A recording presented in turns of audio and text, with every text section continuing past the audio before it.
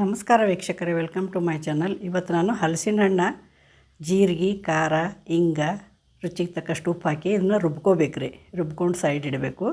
ಒಂದು ಬೌಲ್ ಅಕ್ಕಿ ಹಿಟ್ಟು, ಅರ್ಧ ಬೌಲ್ ಕಡಲೆ ಹಿಟ್ಟು, ಸ್ವಲ್ಪ ಅಜ್ವಾನ ಮತ್ತು ರುಬ್ಬಿದಂಥ ಅದು ಪೇಸ್ಟ, ಹಲಸಿನ ಹಣ್ಣಿಂದ ಪೇಸ್ಟ ಮತ್ತು ಸ್ವಲ್ಪ ಎಣ್ಣೆ ಕಾಯಿಸಿ ಹಾಕಬೇಕು ರೀ. ಸ್ವಲ್ಪ ಕಸೂರಿ ಮೆಂತ್ಯ ಹಾಕಿ ಚಲೋ ತಂಗೆಲ್ಲ ಇದನ್ನು ಮಿಕ್ಸ್ ಮಾಡ್ಕೋಬೇಕು ರೀ. ಇದು ಅಕ್ಕಿ ಹಿಟ್ಟೆಲ್ಲ ಚಲೋ ತಂಗೆ ಮಿಕ್ಸ್ ಮಾಡ್ಕೊಂಡು ಇದರಲ್ಲೇ ಚಕ್ಲಿ ಒಳ್ಳಾಗ ಹಾಕಿ ಇದನ್ನು ಸೇವ್ ಮಾಡೋದು ತೋರಿಸ್ತಾನೆ ರೀ. ಇದು ಸೇವ್ ಮಣಿ ಐತಿ ಒಳಗೆ, ಅದ್ರಾಗ ಸೇವ್ ಮಾಡೋದು ತೋರಿಸ್ತಾನು.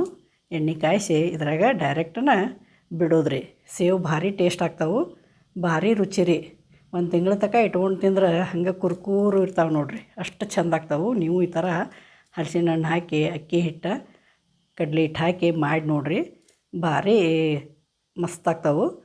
ಇದು ಸಂಜೆ ಮುಂದೆ ಟೀ ಟೈಮ್ನಾಗ ತಿನ್ನಕ್ಕಂತೂ ಭಾಳ ಚಲೋ.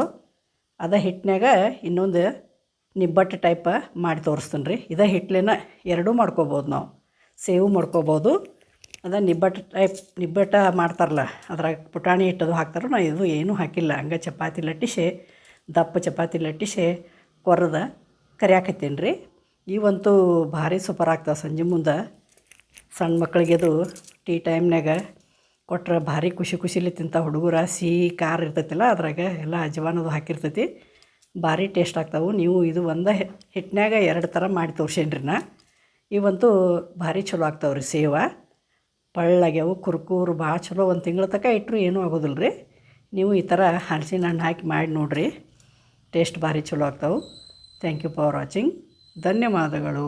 ನಮಸ್ಕಾರ.